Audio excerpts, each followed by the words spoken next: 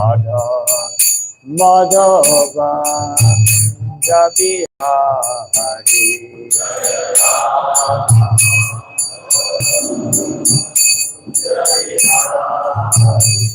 Jaya Radha Madhava Kunja Bihari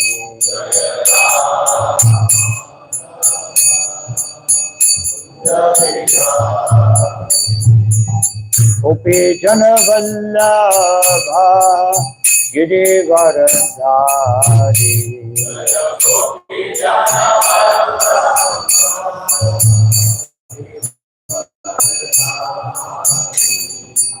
Gopi Jana Vallabha Girivaradhari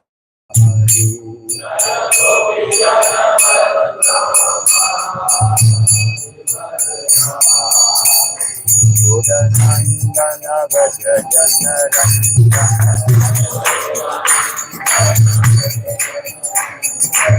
Yajodanandana Bhajana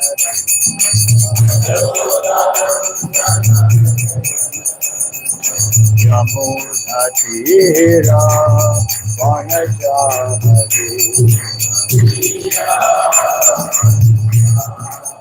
Yamuna Tira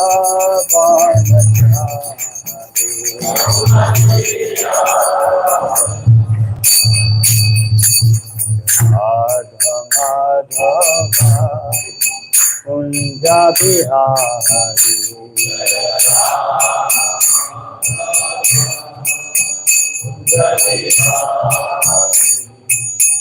Shri Krishna Chaitanya Prabhu Nityananda Shri Advaita Gadadhara Srivasadi Gaurabhakta Vrinda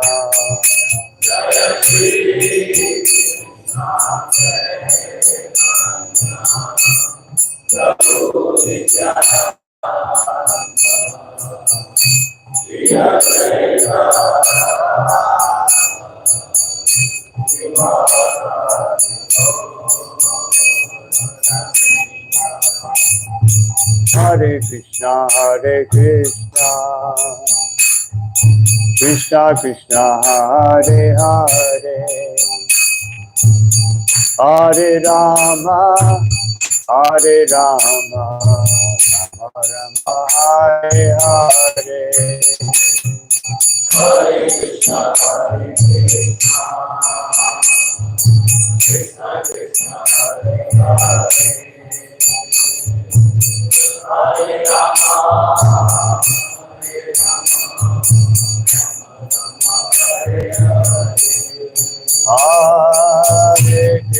Hare Krishna, Krishna Krishna, Hare Hare,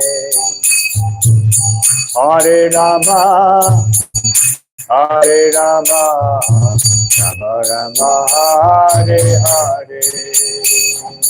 Hare Krishna, Krishna Krishna, Hare Hare, Hare Rama,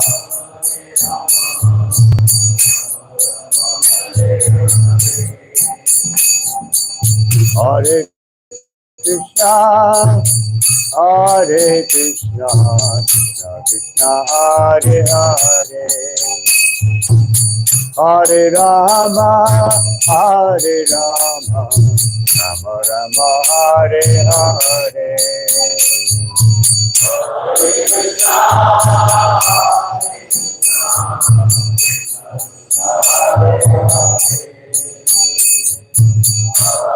Rama,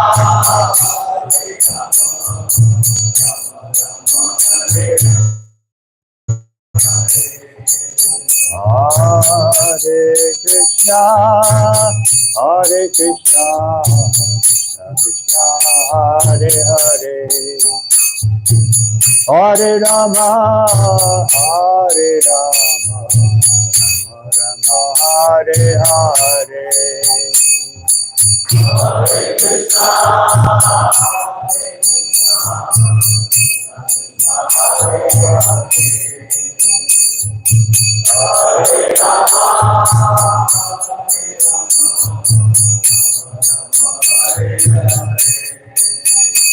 Hare Krishna, Hare Krishna, Krishna Krishna, Hare Hare, Hare Rama, Hare Rama, Rama Rama, Hare Hare.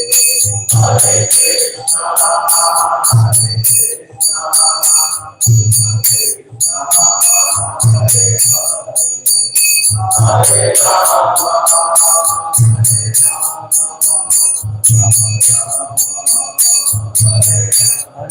Gora, Hari Bo, Gora, Hari Bo.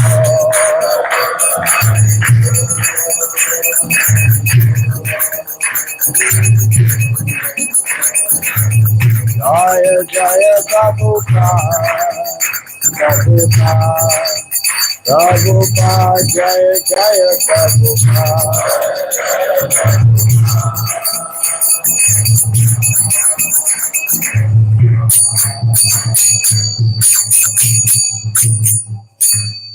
Jaya Vishnupada Paramahansa Bhasha Kacharya Ashtotar Srimad Sri Bhaktivedanta Swami Maharaj Shri Prabhupada ki Ananta Koti Vaishnava Vrinda ki Garantaraj Srimad Bhagavatam ki Jai Gaur Premanandi. Om Namo Bhagavate Vasudevaya. Om Namo Bhagavate Vasudevaya. Om Namo Bhagavate Vasudevaya.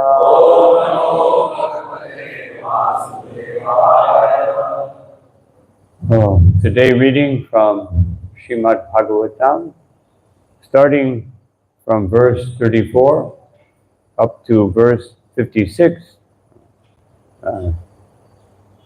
genealogical table. So I'm just going to read the Sanskrit of the first verse in this series, and then I'll just do translation. Shraddha Tvangira Sapanti Chattashva Sutta Kanyaka Sinebali Kuhuraka Chattutyanumatistata. Translation by Srila Prabhupada. Angira's wife, Shraddha, gave birth to 4 daughters named Sinebali, Kuhu, Raka, and Anumati. Verse 35. Besides these 4 daughters, she also had another 2 sons. One of them was known as Uttatya, and the other was the learned scholar Brihaspati.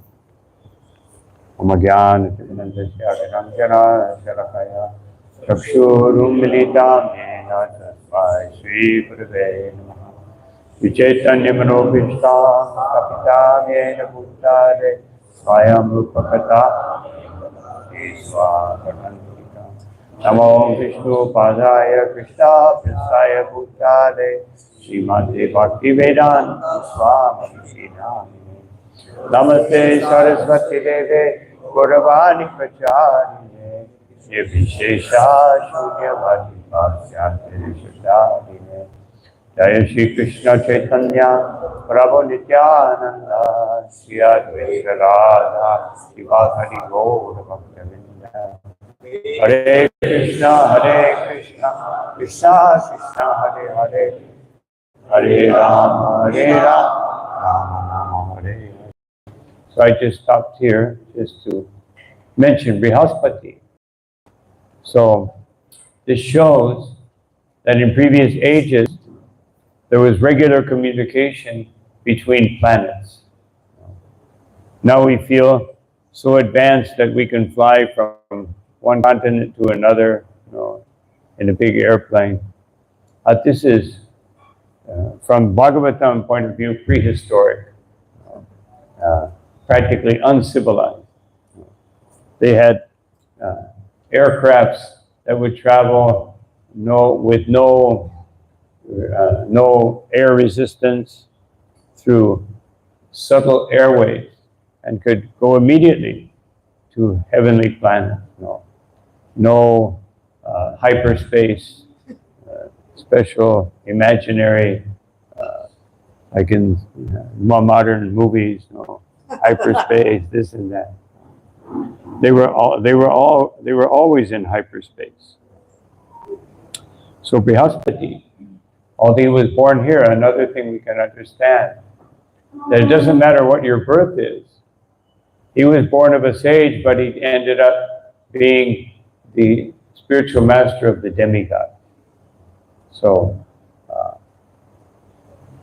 anyway, just wanted to mention quickly, verse 36. Pulastya begot in his wife Havirbhu, one son of the name Agastya, who in his next birth became Dharagni. Besides him, Pulastya begot another very great and saintly son, whose name was Vishrava. 37. Vishrava had two wives. The first wife was Idavida, from whom Kuvera, the master of all yakshas, was born. And in the next wife named Keshini, from whom three sons were born: Ravana, Kumbhakarna, and Vibhishana. Text 38. Gati, the wife of the sage Pulaha, gave birth to three sons named Karmashashta, Variyan, and Sahishnu, all of whom were great sages. Purport. Gati, the wife of Pulaha, was the fifth daughter of Kardama Muni. She was very faithful to her husband, and all her sons were as good as he. And we should also just reflect here, Kardama Muni had many daughters, but as soon as he had a son, it would seem like he was very attached, having so many daughters. But that was simply to satisfy his wife. As soon as he had a son, he left home immediately. And his wife was very concerned because she was not very attractive, having done many austerities just to follow her husband. And she was concerned that my husband will not be attracted to me, and therefore he won't be able to have a son, and he won't be able to fulfill his desire to leave. Just to see the degree of surrender. She's thinking any other wife would think, no, I'm not going to become attractive, then he'll leave and leave me alone, with this big burden. But, so this shows how far we have to go to attain real surrender. To be able to sacrifice anything and everything for the pleasure of that person whom we are serving, which is Krishna, and Krishna's representative. Text 39. Kratu's wife, Kriya, gave birth to 60,000 great sages, named the Balakilyas. All these sages were greatly advanced in spiritual knowledge, and their bodies were illuminated by such knowledge. So modern mothers can just imagine, they have 2, 3 sons, 4, and quite a burden. Imagine 60,000 sons. Kriya was the sixth daughter of Kardama Muni, and she produced 60,000 sages who were, this is the purport, who were known as the Valakilyas because they all retired from family life as Vanaprasthas. The great, text 40, the great sage Vashishta begot in his wife Urja, sometimes called Arundhati, 7 spotlessly great sages, headed by the sage named Chitraketu.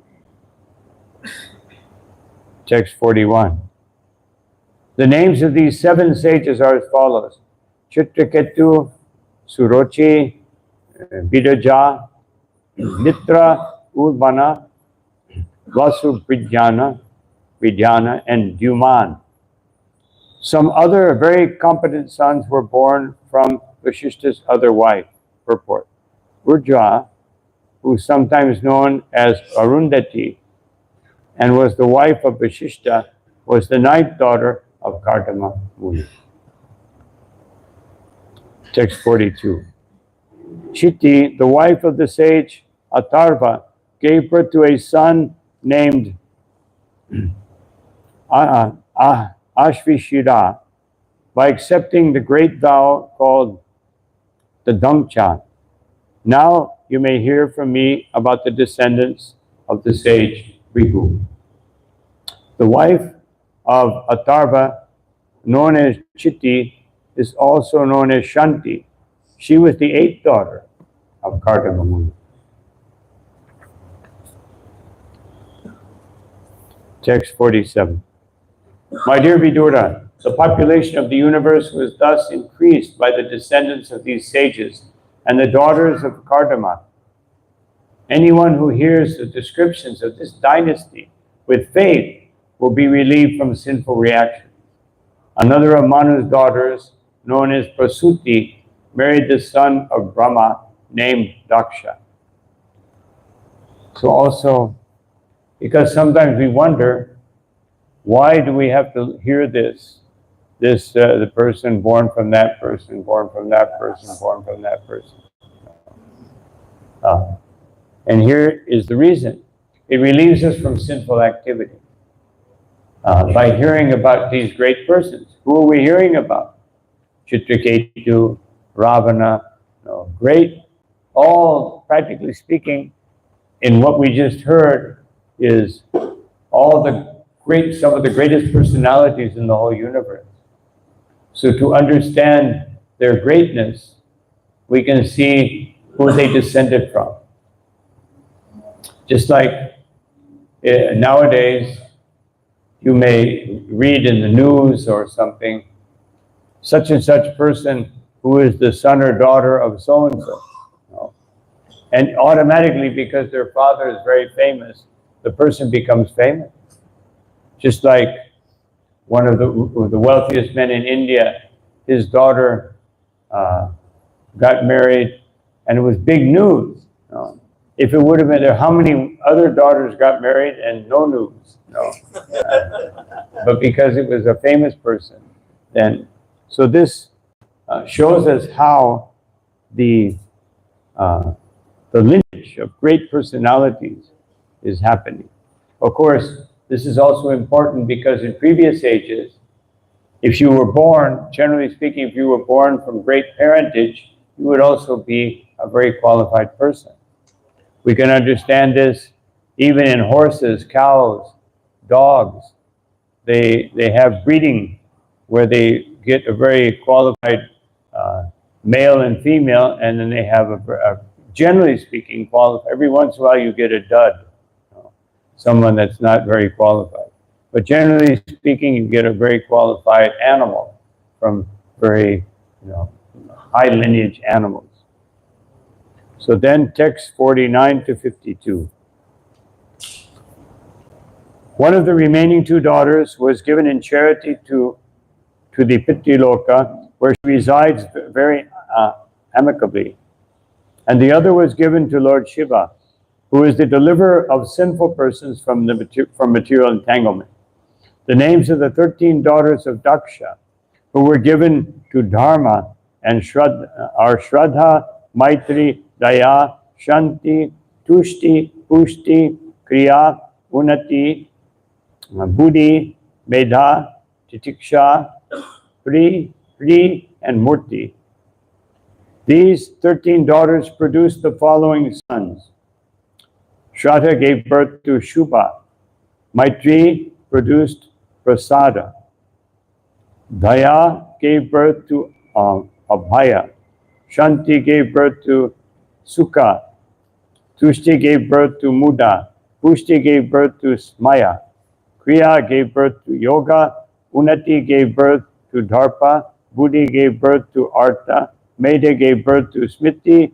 Titiksha gave birth to Kshema. And Hri gave birth to Prashraya. Murti, a reservoir of all respectable qualities, gave birth to Sri Nara Narayan, the Supreme Personality of God. So all those names, 12 of which you've probably never heard of, are to bring us to the point of Nara Narayan Rishi. So text 53.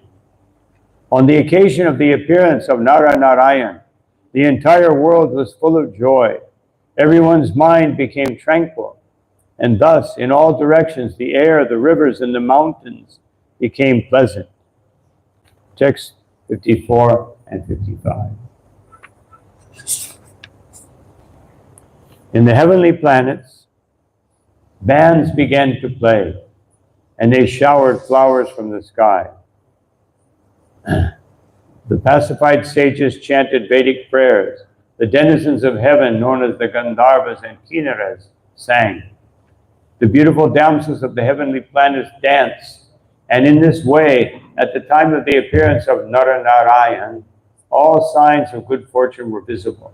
Just at that time, great demigods like Brahma also offered their respectful prayers. So, this also illustrates how even great personalities know whom they should glorify. Not that they become puffed up. So we also have to be very careful that we don't become enamored by material qualities. Therefore, the Bhagavatam in the first canto says that even if someone is imperfect in devotional service, they're much greater than anyone who has all great qualities. And of course, Lord Rishabdev said something similar. He said that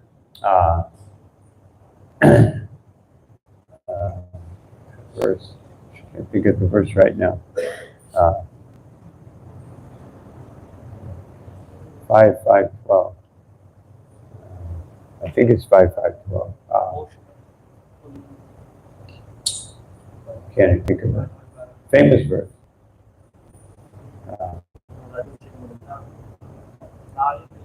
Huh?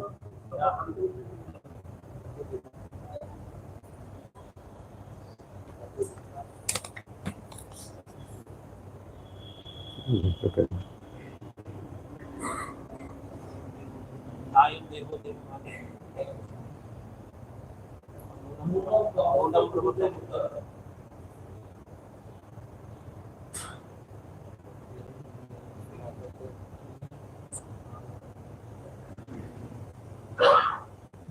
No, it's not 5:5:12.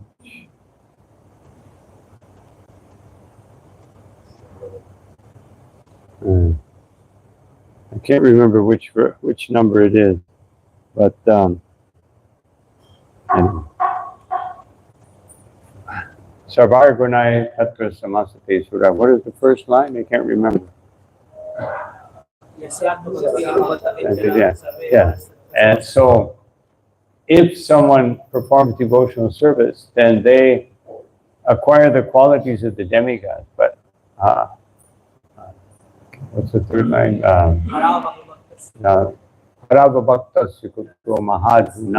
But even if someone has great material qualities, if they have no bhakti, then those qualities are useless.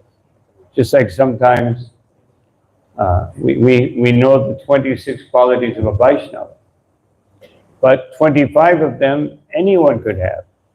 People are poetic, people are friendly, but if there is surrender to Krishna, all of those qualities become completely transcendental.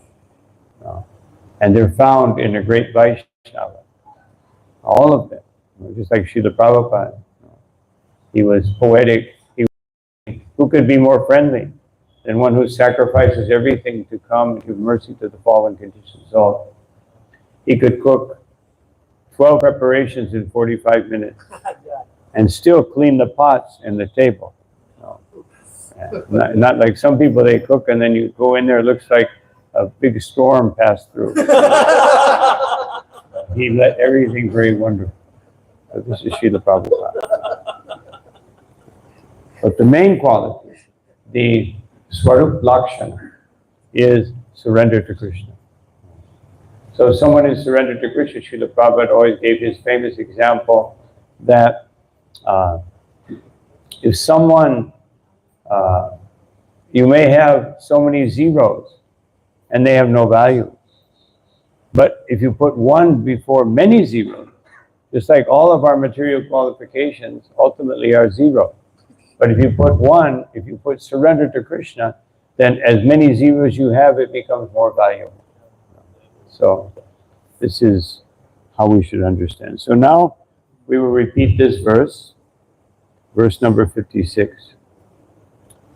Deva Uchu Yo Mayaya Virachitam Nijayat Manidam Kerupa Vedam Ivatat Paticha Kshanaya Etena Dharma Sadhane Rishi Murti Nadya Padushchakara Purushaya Nama Parasmai Yomayaya Virachitam Nijayat Manidam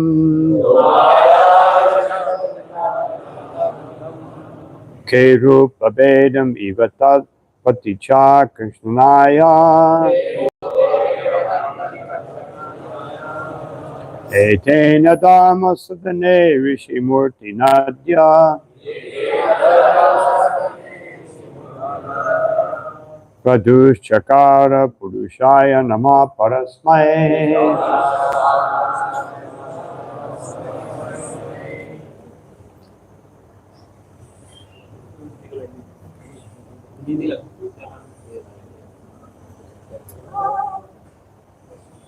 Deva Uchuhu Yomaya Virichitam Vijayat Manidam Yohaya Virachitam Vijayat Manidam Rupa Veda Viva Tat Pratikshanaya Kerupa Vedam Ivatat Paticha Sadhane Rishi Murti Nadya Etena Dharma Sadhane Rishi Murti Nadya Padushchakara Purushaya Namah Parasmai Padushchakara Purushaya Namah Parasmai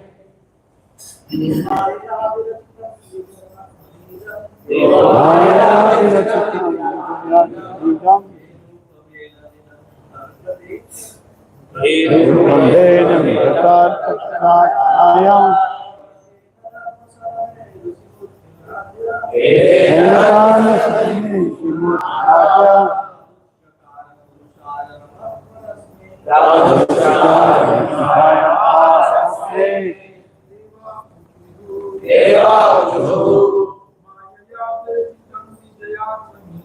Yohaya Virachitam Vijayat Manidam Kerupa Vedam Ivatat Paticha Etena Dharma Sadhane Rishi Murti Nadya Padushchakara Purushaya Namah Parasmai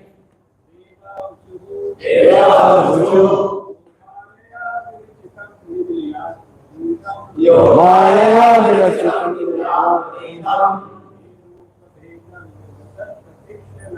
Kerupa Vedam Ivatat Paticha Etena Dharma Sadhane Rishi Murti Nadya Padushchakara Purushaya Namah Vaishnavi.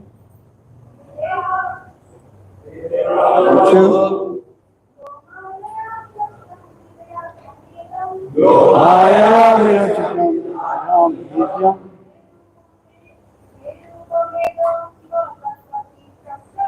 Vedam Bhaktam Sanayam Venadam Sadhane Vimurtinatya Sadhu Chakara Prasaya Maharaj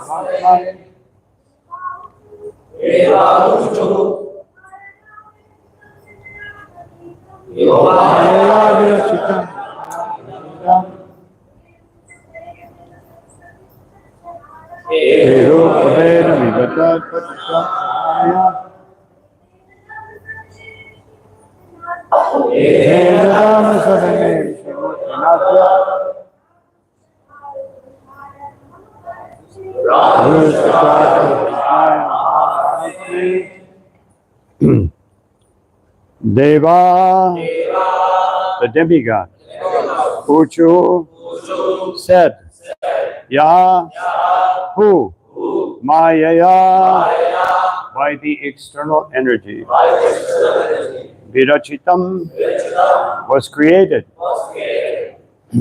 Nijaya, by his own, Atmani, being situated in him, Idam, this, K, in the sky, Rupabedam, bunches of clouds, Iba, as if, Tat, of himself, Pratitakshanaya, for manifesting, Itina, with this, Dharma Sadhane, in the house of Dharma, Rishimurtina, with the form of a sage, Satya, today, Padush Chakara, appeared, Purushaya, unto the personality of Godhead. Nama, respectful obeisances. Parasmay, the Supreme. Translation and purport by His Divine Grace, Srila Prabhupada.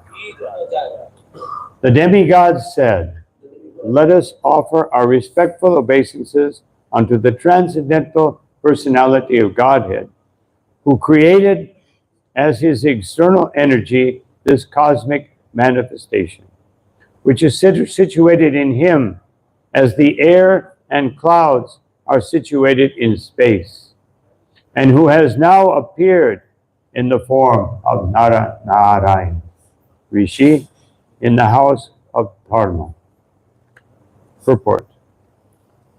The universal form of the Lord is the cosmic manifestation, which is an exhibition of the external energy of the Supreme Personality of Godhead. In space, there are innumerable varieties of planets and also the air. And in the air, there are variously colored clouds. And sometimes we see airplanes running from one place to another. So, here we see, in this world, we're so enamored, so fascinated by external energy. Just like sometimes when you go on the internet, you get some advertisements. So I saw one, travel to Thailand, and it had like all these beautiful rock formations, and but all of this, as Krishna says in Bhagavad Gita, is just a spark of my splendor. Otherwise, not so interesting.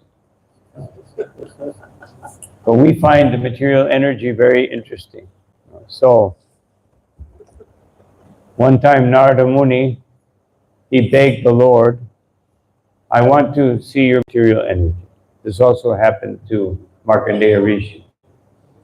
So, the Lord said, no, Narada, you know me, you are always glorifying me. You should not, this is not very interesting. No, my Lord, everyone is so caught up by your material energy. I want to understand it.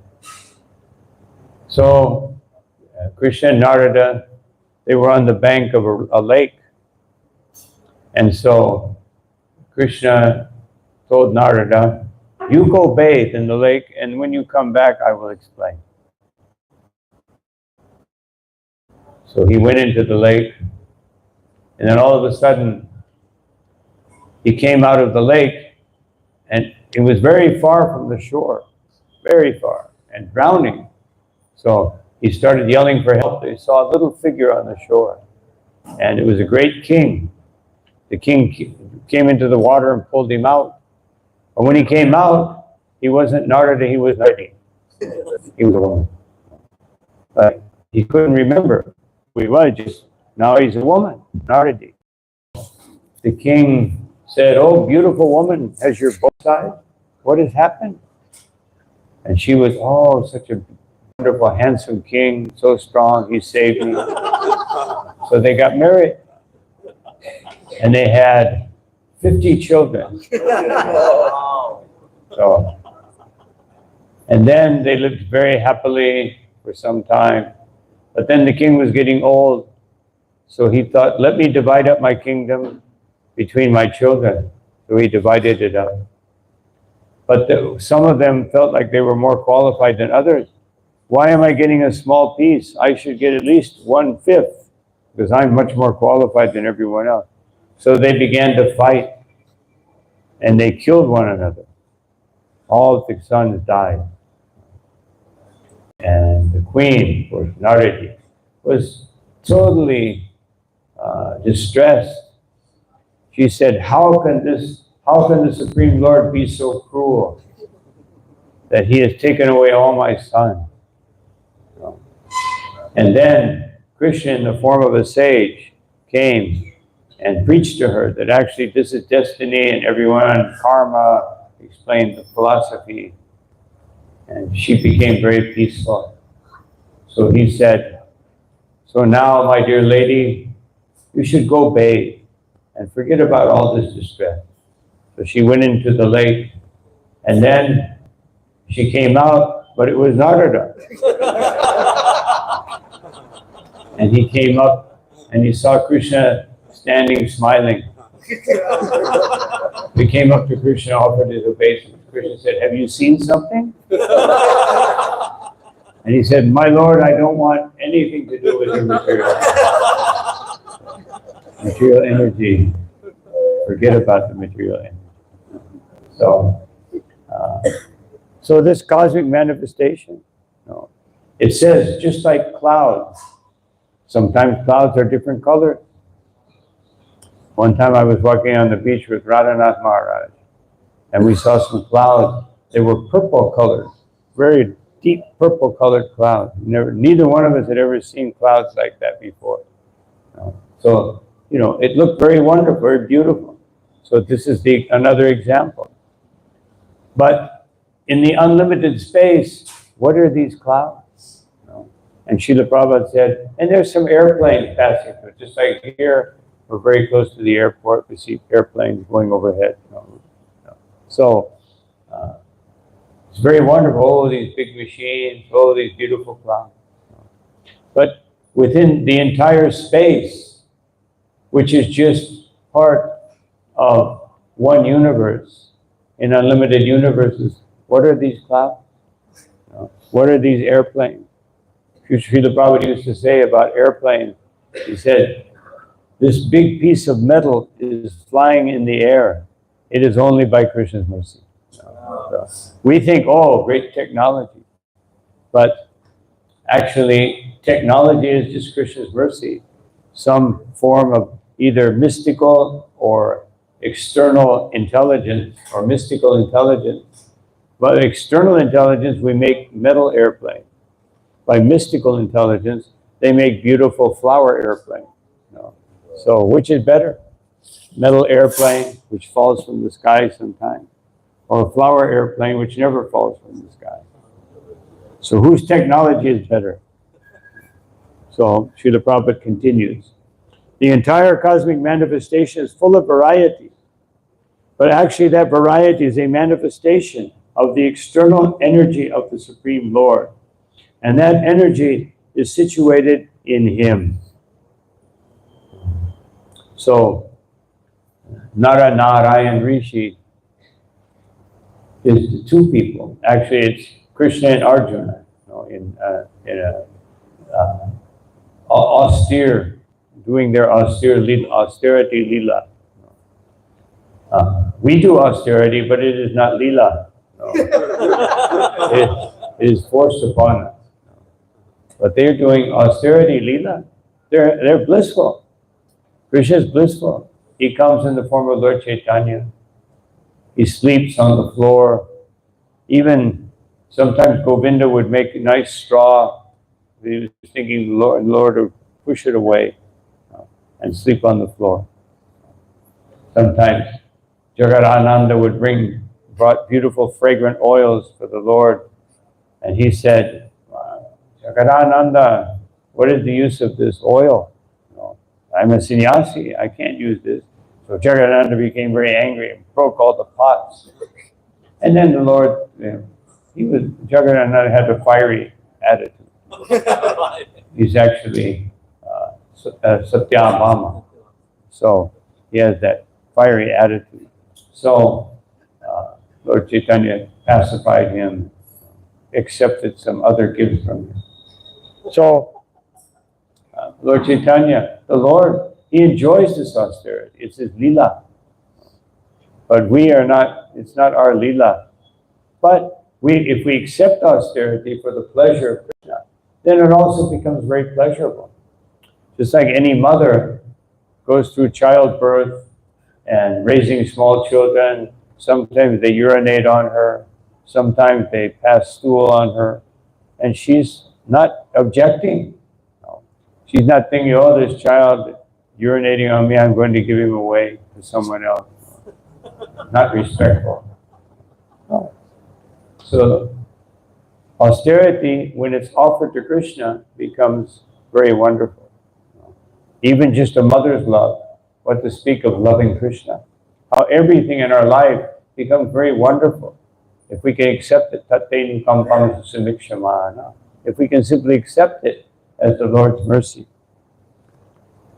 So, now the Lord Himself, after manifesting His energy, appeared within the creation of His energy, which is simultaneously one with and different from Him. And therefore the demigods offer their respects to the Supreme Personality of Godhead, who manifests Himself in such varieties. So, the demigods are glorifying the Lord, but sometimes they cannot even understand the unlimited nature of the Lord. Just like when Lord Nrsimhadev appeared and he was fighting with Hiranyakashipu, and the demigods were very worried. They expected him to kill him immediately. That's what they wanted. But he wanted lila. He created this whole pastime so he could